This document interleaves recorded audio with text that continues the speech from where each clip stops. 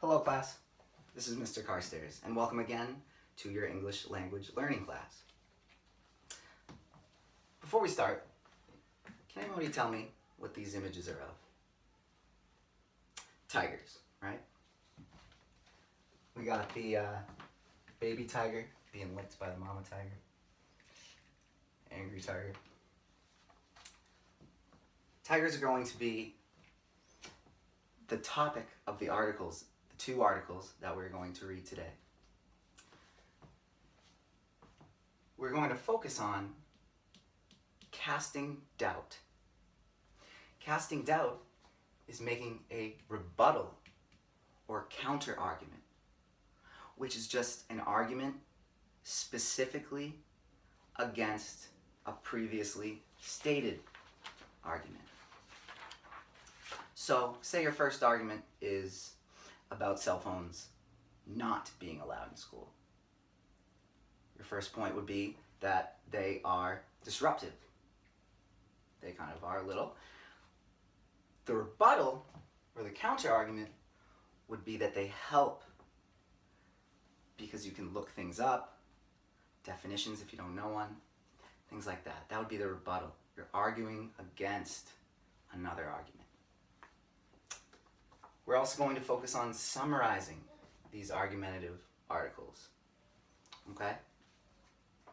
Each of these are set up very similar. They follow a structure.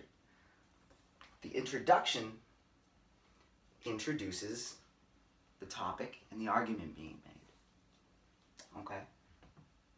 The topic. The first paragraph, the introduction, is where you'll normally find that. Anyone tell me what the body paragraphs are? Yeah, basically it's the paragraphs in the middle sandwiched between the introduction and the conclusion. Those are where you will find the main points or the specific arguments being made. So again, if it's cell phones being allowed in school, point 1 maybe that they help you look up stuff. Point 2, maybe in case of emergency, you can always be contacted. Okay? Examples. And those can be found in the body. And then your conclusion, anyone can tell me what that is? Yeah, it ties everything up in a bow. Okay? It restates the topic, it summarizes, and maybe makes an interesting point or two at the end. Okay. We're going to find the topic and the 2 points for the first and second article. Okay? I want you to open up to page 22, where you will find the article about the tigers. First, I want to go over the vocabulary. The first word, and if you could repeat after me, is roam. Good. Roam. Very good.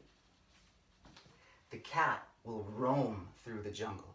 Can anybody tell me what that word might mean based on that sentence? Yeah. It's walking or traveling without a purpose. So I'm not roaming because I have a purpose in this classroom. Some might say I do not, but I do. The tigers may roam through the jungle. The second word is agriculture. Very good. Agriculture. Good. Agriculture is important on farms. Can anybody tell me what that is? Yeah. Agriculture is the science or occupation concerned with cultivating land. Agriculture involves growing crops, tomatoes, things like that. Things that have to do with farming. Now the third word, commerce. Very good. Commerce. Very good. Commerce is important in the business world. Now that word means an exchange of goods or commodities. An exchange of goods or commodities. Commerce is like business. Maybe you're exchanging money for something like a phone or a car. It's what keeps the business world going. Commerce. For our final word is optimum. Good. Optimum. Very good. The optimum phone is the Samsung Galaxy. Optimum means the best or most favorable of something. I say the optimum phone is the Samsung Galaxy. Some of you might argue that. iPhones. I would say the Galaxy. Good. Are we good with these words? Okay. Now, while we are reading, I want you to think about the topic, point 1 and point 2, because we're going to write about them. I will read the first paragraph, and then I will call on others. Tigers of all types have long roamed the Asian countryside. Stories and mythologies tell us that people have feared tigers for thousands of years. They have been a nuisance to people's safety and lives. Killing tigers was the appropriate thing to do at that time for specific reasons. What is this called again? Good, the introduction. Good. Did anyone see any vocabulary words in that paragraph? Roamed. Very good. Roamed. All right. Could I have someone else read? Okay, thank you. Did we see any other vocabulary words in that? Very good. We did. Now, what would this paragraph be called? Yeah, the body, which includes point number 1. Okay? Someone else?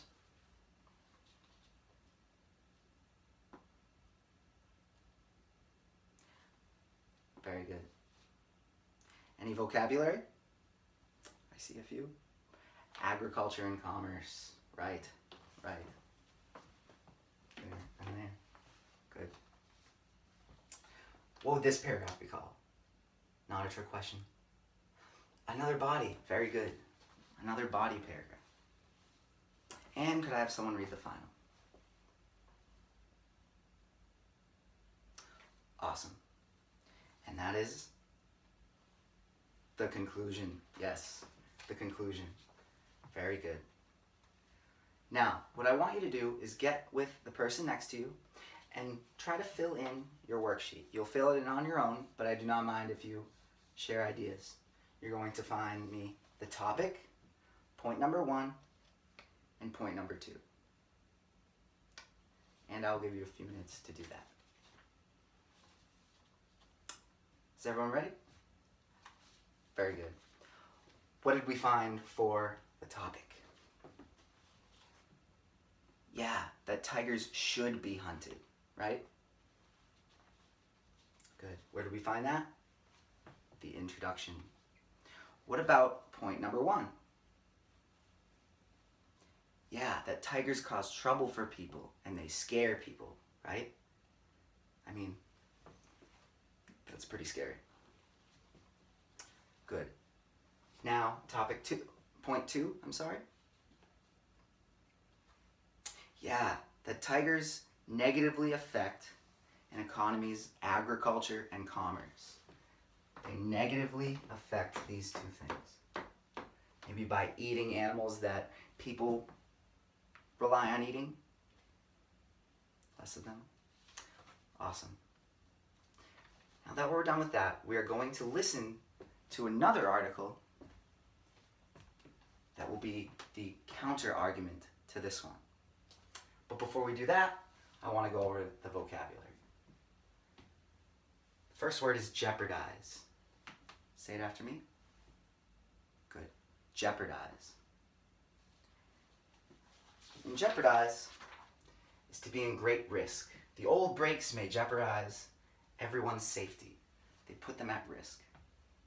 Second word, exterminate. Good. Exterminate. He will exterminate all the bugs in the house. That just means to get rid of by destroying. Right? For the the third word, ironic. This is a tough one. It is ironic that the Cookie Monster's son does not like cookies. Ironic is unexpected or the opposite of what is generally thought. So you would think that the Cookie Monster's son, just like him, likes cookies. But he does not, so it is ironic. Now we are going to listen to this article, and I want you to find the topic, the rebuttal, and the second rebuttal. And you will just jot those down on your worksheets. And while we listen, you can take notes. And watch out for the vocabulary words. And if you could, just underline them. Okay. All set? Good. Now, what do we find for the 3 points? The topic, they should not be hunted, right? What about rebuttal 1? Tigers are endangered. Yes, there's not many of them anymore. Good, very perceptive. What about the second rebuttal? Yeah, that tigers are a symbol of personal strength and courage. So why would you want to get rid of something like that? Okay? So, what I would like you to do for your main assignment is to look at the next page, 24. I want you to summarize the points made in the lecture. All the things you found, the topic, point 1, point 2, and the topic, rebuttal 1, rebuttal 2. And this essay just has to be 4 short paragraphs. Your introduction, right, body, conclusion. Very good. And remember, your body paragraph, say for body 1, you will bring up point number 1 and rebuttal number 1. Okay? You're summarizing what happened in these 2 articles. I want you to keep in mind, I want you to use 4 vocabulary words in your summary. 2 from each set. 2 from each article. I also want you to look quickly on page 26, language in use. I want you to be able to use 2 of these terms. For example, to conclude, climate change is now a serious issue globally. This phrase is being used to conclude an article on global warming. Okay? So 2 vocabulary words and 2 of these phrases. And I will give you the rest of the class to complete that. And I'll just come around and work with those that need help. And good luck.